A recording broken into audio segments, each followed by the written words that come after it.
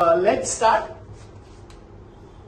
Preference shares. देखते हैं अभी इसमें समस्या है थोड़ा सा। सबसे पहले तो थोड़ा कॉन्सेप्ट समझिए भाई, शेयर किया है, ठीक है। Share is a divisible part of the company share capital. Share का मतलब ही होता है हिस्सा, ठीक है। एक कंपनी है, जैसे फॉर एग्जाम्पल एक कंपनी है 500 करोड़ की। कितने करोड़ की कंपनी है? 500 करोड़। कंपनी जो है करोड़ों में सिर्फ नहीं खेलती है, hundreds and thousands of crore में खेलती है, ठीक है। एक कंपनी है 500 करोड़ की जिसका एक हिस्सा 10 रुपए का है, तो उस कंपनी के मैं कितने शेयर कर सकता हूं? तो उस कंपनी के मैं 500 crore divide by 10, in simple word उस कंपनी के कितने हिस्से कर सकता हूं? 50 करोड़ पार्ट कर सकता हूं। समझ में आया यहां तक, ठीक है। अब आपने आपके लोअर स्टैंडर्ड में पढ़ा था भाई, there are two types of shares. One is equity shares, another one is preference shares, बरोबर है, ठीक है। हमने एसपी में पढ़ा था। Whereas actual owner company का कौन है? Equity share holder. Preference share holder भी ओनर है, बट इनके पास ये थोड़ा सा परायापन इनको किया जाता है, ओके। अब तो प्रेफरेंस शेयर कौन है? तो प्रेफरेंस शेयर्स आर दो shares who have a preference over two things. First, at the time of payment of dividend पहले प्रेफरेंस शेयर होल्डर को पे किया जाएगा, फिर इक्विटी को पे किया जाएगा। Second, at the time of winding up of the company, जब कंपनी बंद होगी तो सबसे पहले किसको पे किया जाएगा? प्रेफरेंस शेयर होल्डर को पे किया जाएगा, फिर इक्विटी शेयर होल्डर। यहां तक कॉन्सेप्ट क्लियर है, ठीक है। अब जरा समझिए, ध्यान देना प्लीज। प्रेफरेंस शेयर्स लेकिन एक पर्टिकुलर पीरियड के लिए रहता है, कंपनी इश्यू करती है। After certain period of time company उसको क्या करती है? बायबैक कर देती है for the purpose of cancellation. फिर से सुनो, कंपनी बायबैक करती है for the purpose of cancellation. इसको बोलते हैं redemption of shares. I hope redemption समझ में आया। रिडम्पशन का मतलब क्या है? तो कंपनी इसको क्या करती है?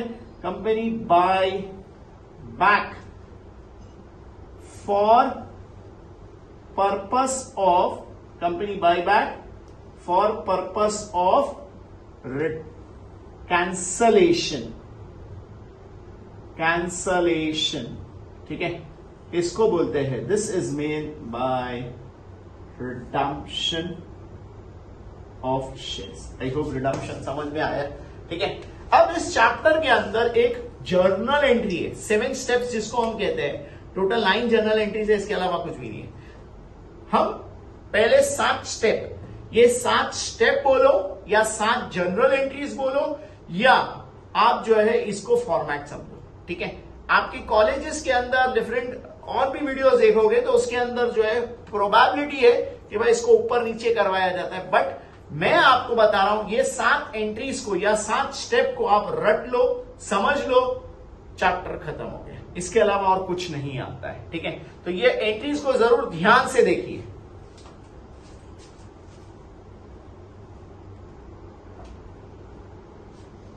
ओके, ध्यान देते हैं हम लोग। सबसे पहली एंट्री है हमारी, एवरीवन प्लीज जरा ध्यान से समझिए।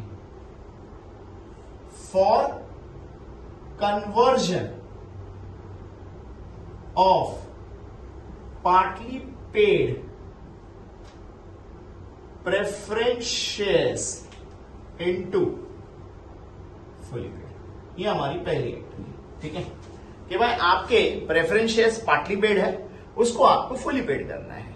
अब पार्टली पेड फुली पेड ये कैसे मालूम पड़ेगा? तो आपके क्वेश्चन के अंदर एक बैलेंस शीट दी रहती है, ठीक है। बैलेंस शीट में हमारे पास 2 पार्ट है, लायबिलिटीज एंड असेट्स। यहां पर हम लोगों के पास, let us take an example, 8000 preference shares of ₹10, ₹10, ₹8 paid, 64,000। I hope ये समझ में आ रहा है क्या हो रहा है। देखिए यहां पर 8 पेड है, 10 का शेयर 8 पेड, ठीक है। तो हेंस ऐसे केसेस में हमारे शेयर क्या है? पार्टली पेड है। For conversion of partly paid shares into fully paid, ठीक है। अब यहां पर हम लोग क्या करेंगे? शेयर्स हमारे पार्टली पेड है, तो यहां पर 2 एंट्री बनेगी। सबसे पहले फॉर कॉल मेड, यानी आपने पैसा मांगा, भाई पैसा दो। तो हमारी एंट्री बनेगी preference share call account debit to preference share capital. ये जो फॉर है ना, यही आपका विंग बन जाएगा, विंग कॉल मनी मेड, ठीक है। फिर पब्लिक से पैसा आया तो इसी का सेकेंड पार्ट बनेगा फॉर कॉल मनी रिसीव। पैसा आया, bank account debit to preference share call. Please no shortcuts, हाँ, प्रेफरेंस शेयर, प्रेफरेंस पूरा लिखना।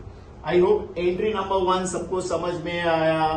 फिर से देखते हैं, call money made, preference share call to preference share capital, पैसा आया, प्रेफरेंस शेयर कॉल अकाउंट। ये हमारी फर्स्ट एंट्री है। सेकेंड एंट्री है हमारी, ये एंट्रीज बोलो, स्टेप बोलो, जो आपको समझना है। Entry number 2 for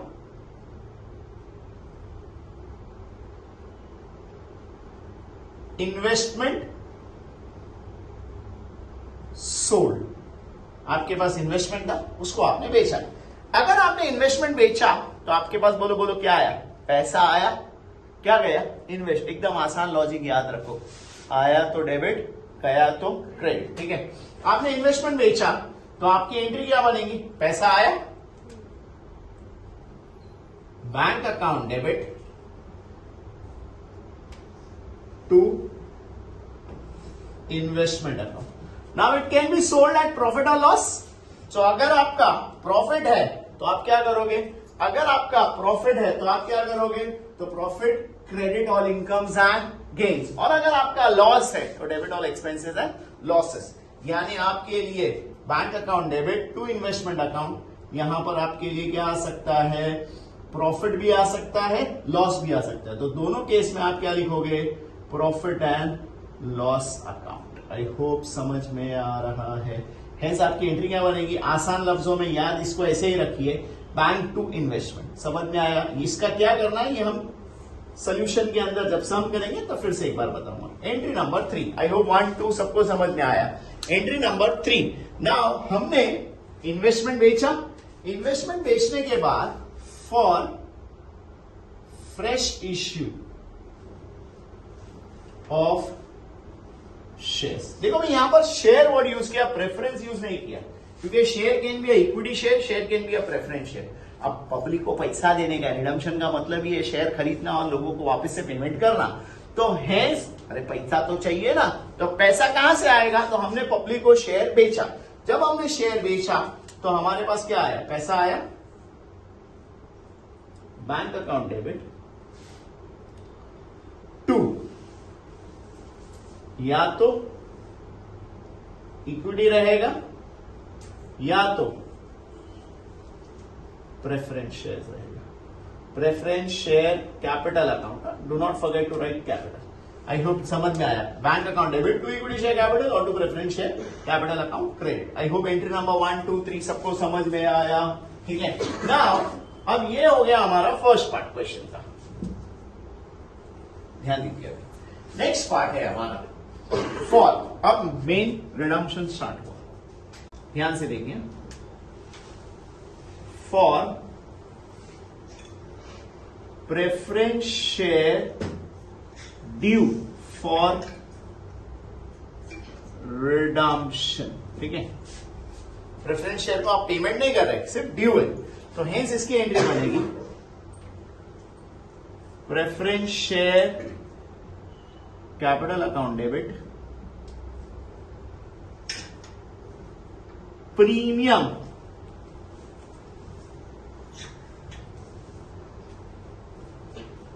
preference share capital account debit premium on buyback, premium on redemption chapter है ना, premium on redemption account debit to preference share holder account. I hope समझ में आ रहा है। अब ये क्या है समझते जाओ, ठीक है। Let us take an example. आपका 100 रुपए का शेयर है, 20 रुपया प्रीमियम है।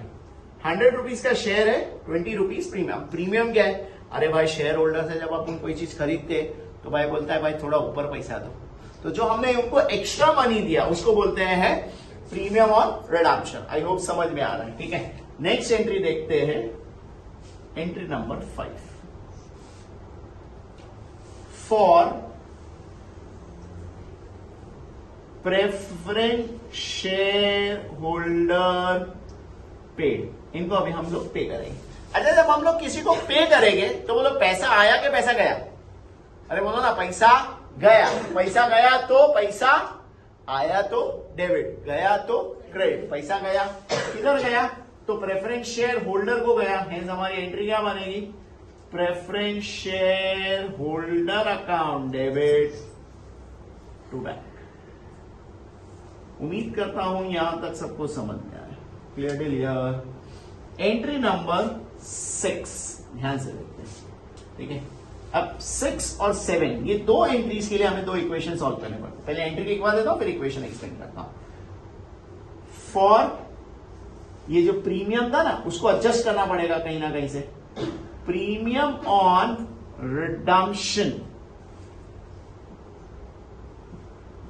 एडजस्टेड, ठीक है। Premium on redemption adjusted. अब इसकी हमारी एंट्री बनेगी, प्रीमियम ऑन रिडम्पशन डेबिट में था तो एडजस्ट करेंगे तो कहां आएगा? क्रेडिट। इसको एडजस्ट कहां से किया जाता है? तो this is adjusted either against security premium और it is adjusted again divisible profit. Security premium account debit, divisible profit account debit to premium on redemption. Sir अभी ये नया क्या लेके आ गए आप? Divisible profit.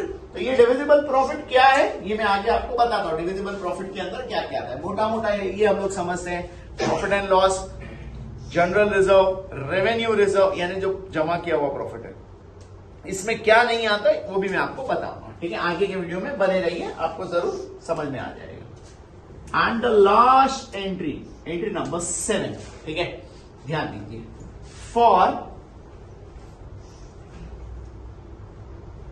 Transfer to capital redemption reserve, ठीक है।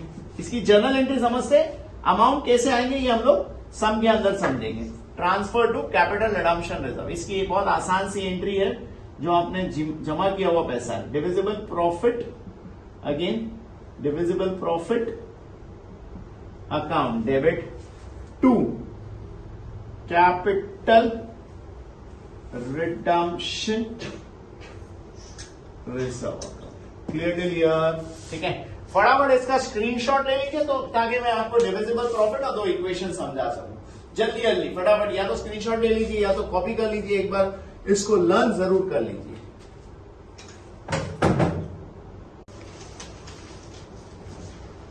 ओके, एंट्री नंबर 7 और 6 और 7, ठीक है। इन दो के लिए हम लोगों के पास सिक्योरिटी प्रीमियम और डिविजिबल प्रॉफिट आना चाहिए। अब सिक्योरिटी प्रीमियम और डिविजिबल प्रॉफिट कैसे आएगा जरा ध्यान देते हैं एवरीवन प्लीज। अब हमारे पास पहला इक्वेशन है प्रीमियम ऑन रिडम्पशन। ये हमें मिलता है दो चीज से, ठीक है। फर्स्ट इक्वेशन है premium on redemption is equal to security premium plus divisible profit. ये पहला कहां से आता है? Security premium plus divisible profit. Security premium दिया रहेगा, डिविजिबल प्रॉफिट क्या है आगे मैं आपको बताता हूं। सेकेंड इक्वेशन है हमारा that is preference share capital. ये हमारा फॉर्मूला आता है preference share capital is equal to fresh issue plus divisible profit. I hope यहां तक समझ आए। देखो अब इसके अमाउंट्स कहां से आएंगे? प्रीमियम और रिडम्पशन के अमाउंट हमारे आते हैं एंट्री नंबर 4 से, प्रीमियम और रिडम्पशन। प्रेफरेंस शेयर कैपिटल का अमाउंट भी आता है हमें एंट्री नंबर 4 से। सिक्योरिटी प्रीमियम या तो गिवन होगा या तो हमें मिलेगा from entry number 3, fresh issue है, ठीक है। अगेन डिविजिबल प्रॉफिट हमें आएगा या तो गिवन होगा या तो आएगा एंट्री नंबर 2 से, ये थोड़ा ध्यान रखना। फ्रेश इश्यू कहां से आएगा, एंट्री नंबर 3 से आएगा। और डिविजिबल प्रॉफिट अगेन कहां से आएगा, या तो एंट्री नंबर 2 से आएगा या तो गिवन आएगा, ये थोड़ा याद है। अब डिविजिबल प्रॉफिट क्या है, ये बहुत सी बार ऑब्जेक्टिव में भी आता है डिविजिबल प्रॉफिट, ठीक है। डिविजिबल प्रॉफिट के अंदर क्या क्या आता है, तो याद रखिए डिविजिबल प्रॉफिट के अंदर सबसे पहले तो profit and loss account, second revenue reserve, ठीक है। Third general reserve, fourth investment fluctuation reserve, ठीक है। Any fund available after payment of liability, any fund after payment, जैसे वर्कमेंस कॉम्पेंसेशन फंड है, उनका कोई फंड बचा हुआ है वगैरह वगैरह, ठीक है। Whereas not divisible profit, अब इसके अंदर क्या है, नॉट डिविजिबल प्रॉफिट के अंदर तो याद रखिए कैपिटल रिजर्व, ठीक है। उसके अलावा क्या आता है, तो याद रखिए security premium is also not a divisible profit. उसके अलावा तो capital redemption reserve, this is also not a divisible profit, ठीक है। Whereas share forfeiture account, ये सब दिया रहेगा, बहुत रेयर केस में आता है बट आता है। Share forfeiture account, this is also not a divisible profit. Revaluation reserve, revaluation reserve या debenture redemption reserve, this is also not a divisible profit, ठीक है। ये थोड़ा ध्यान में रखिए आप लोग। फटाफट इसका भी स्क्रीनशॉट ले लीजिए, आगे फिर कंटिन्यू सम्स हम नेक्स्ट लेक्चर से करते हैं।